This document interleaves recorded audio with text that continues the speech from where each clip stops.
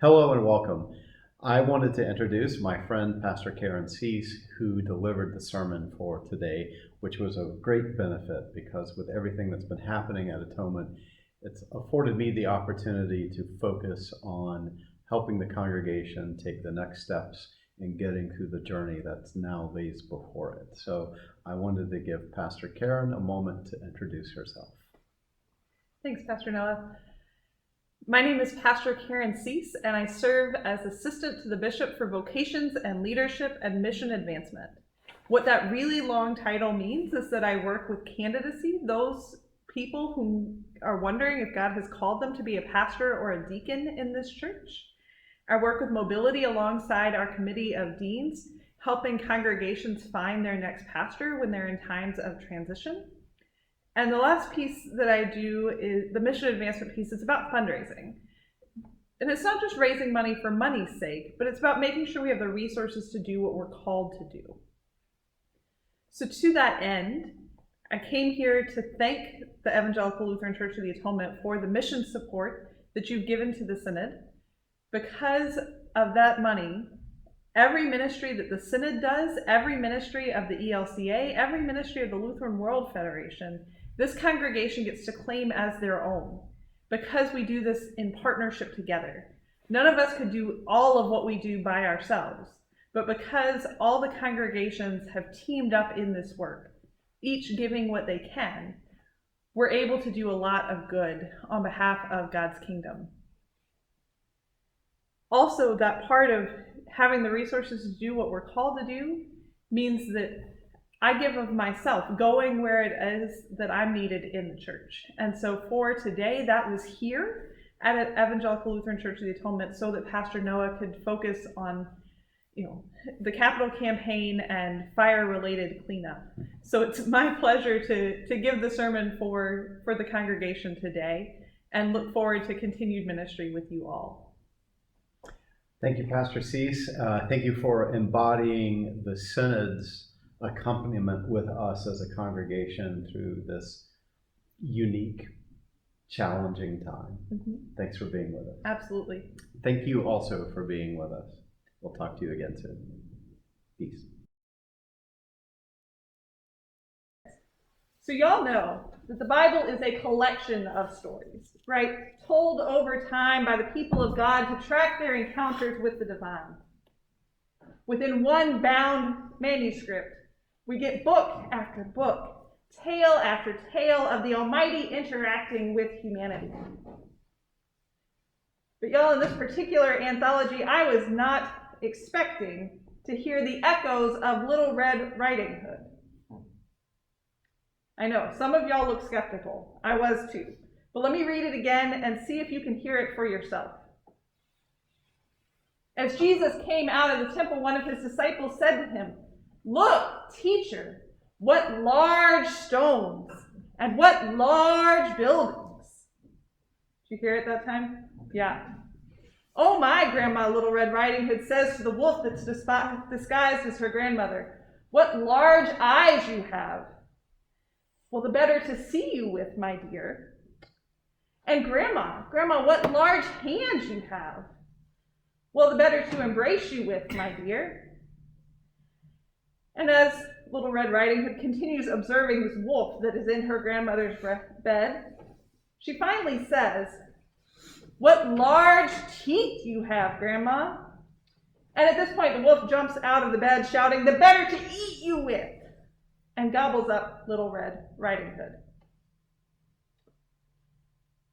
Now, the etymology of the fairy tale, Little Red Riding Hood, it originated in medieval Europe.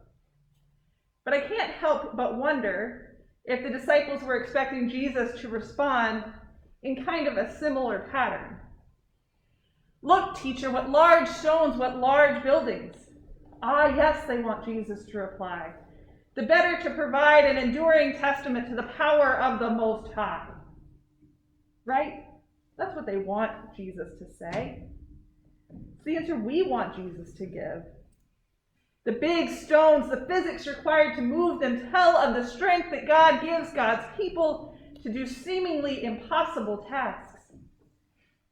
And well, big buildings, draw people's attention on the skyline, reminding them of the importance of worship. And the building's large interior means that many of us can be worshiping God together. A neat little moral wrapped up in a neat little bow. But that's not what we get. Instead, as the disciples remark on the impressive qualities of the architecture, I imagine Jesus just kind of shrugging. These stones, these buildings, yeah, they're not going to last forever. All the stones will be thrown down, not one left on top of another. Y'all, we hear this in the midst of a world that has turned upside down. Of pandemics that have upended our social DNA as human beings who long to gather. For so long, we viewed every person as a potential vector for disease rather than a member of God's beloved community. We hear this narrative in the midst of political tensions and political unrest that has gotten even more brazen about eliminating the competition rather than working together. We hear this in the midst of economic inflation that priced the store brand gallon of milk I bought yesterday at $4.09 and has families deconstructing their budgets trying to make ends meet. And here at Atonement, you hear this warning about crumbled buildings with knowledge of a capital campaign that's starting. Removing an old boiler, installing a new HVAC unit, repairing damage caused by this week's electrical fire. It's not quite wars and rumors of wars, earthquakes, and famines, but it's definitely no fun. And y'all, Atonement's not alone in facing these struggles. Most churches are wondering if we're throwing good money after bad, studying each property repair bill, wondering if this is just another desperate attempt to stave off the inevitable crumbling of our buildings. We wonder, is this the death knell marking the end of the church's power and influence in society? But Jesus' remark at the end of this morning's gospel calls for us not to abandon hope. Crumbled buildings are not the end, Jesus says. Rather, these are but the beginnings of the birth pangs. Failing infrastructure in our building is not the end of how the people of God gather for worship. Instead, in each crisis, there is an opportunity. Now, a cracked boiler is not how we might have chosen to address the HVAC issues, right? The planner in me thinks it's much tidier if we had raised the money beforehand, before Spot the Dragon had cracked, and replaced it when we had time and when we got around to it, and before there was this emergency. But y'all, you were busy attending to other matters of ministry here in Fishtown.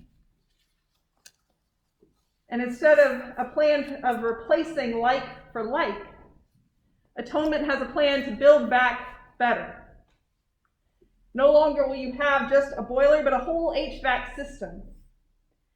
Air conditioning that promises we will never again have to do another Queer Eye reveal in 110-degree heat. Was miserable that day, as much as we love supporting Pastor Noah. Temperature controls that will enable Atonement to continue hosting the community's ministries no matter what the weather. It is a declaration that while the world feels like it's going up in flames, the love of God will continue to be proclaimed in this neighborhood through your word and through your deeds. Destruction, well, it's part of the natural process of making all things new. Right? Acorns get buried in the ground and become mighty oaks. We are a church accompanied by midwives, reminding us to breathe through our pain, to push when the timing is right, so that new life will be born. God does not leave us in the midst of death, but God is always promising resurrection. when we feel like we're in a dark and cold tomb, we know that Easter is coming. The disciples are admiring the temple's construction. Such large stones, such large buildings, they marvel. But they say that not fully understanding the fleetingness of the building. We too see the beauty of our buildings. But we must also remember that their ultimate power is not in their beauty, but in their use. A church building that provides refuge from the storms of life and equips us to go back out into what feels like gale force winds. And even during what feels like death, God is calling us into something new. Jesus has promised, this is but the beginnings of the birth pangs. Amen.